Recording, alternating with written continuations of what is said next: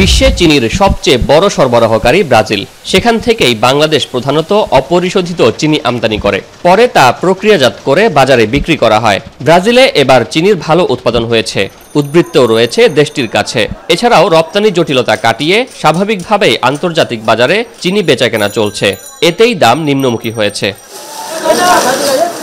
চলতি বছরের শুরুর দিকে চিনির বাজার দর আন্তর্জাতিক বাজারে প্রতি মেট্রিক টন সর্বোচ্চ $677 ঠেকে। তবে ধারাবাহিকভাবে কমতে কমতে এখন তা নেমে এসেছে $512-এরও নিচে, যার প্রভাব পড়েছে দেশের বাজারেও। খুচরায় পণ্যটির দাম কমেছে কেজিতে প্রায় 20 টাকা।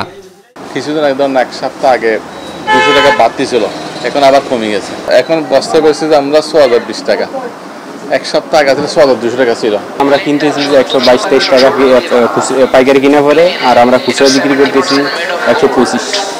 একই অবস্থা পাইকারি বাজারেও, সেখানেও চিনির দাম নিম্নমুখী, পণ্যটির সরবরাহ স্বাভাবিক। চট্টগ্রামের বাজারে মূলত এস আলম গ্রুপের চিনির একচেটিয়া প্রভাব। কারখানাটি থেকে পর্যাপ্ত চিনির সরবরাহ রয়েছে, কিন্তু সেই তুলনায় বেচাকেনা নেই। আড়তদাররা বলছেন, বড় অনেক হোটেল রেস্তোরাঁ বন্ধ থাকায় বেচাকেনা কমেছে।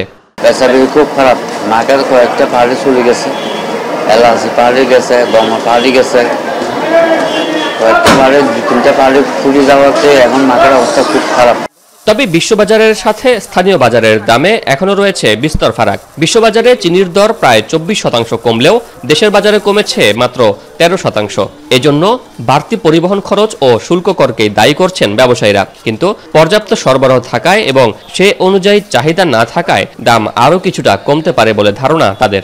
কেজি কিনা পড়বে 118 টাকা 80 পয়সা আমাদের থেকে নিবে, কিন্তু রিটেলে কত বেচতেছে এটা জানি না। রিটেলে এখন কিন্তু রেট বাড়তি এখন বেচতেছে। ইন্টারন্যাশনাল সুগার অর্গানাইজেশনের তথ্য বলছে 2023-24 অর্থ বছরে বিশ্বে চিনির উৎপাদন হবে 180 মিলিয়ন টন। তবে অভ্যন্তরীণ চাহিদায় দ্বিতীয় বৃহৎ চিনি উৎপাদক দেশ ভারত 2023 সালের অক্টোবর থেকে চিনি রপ্তানি বন্ধ রেখেছে। শোয়েব রহমান, এখন, চট্টগ্রাম।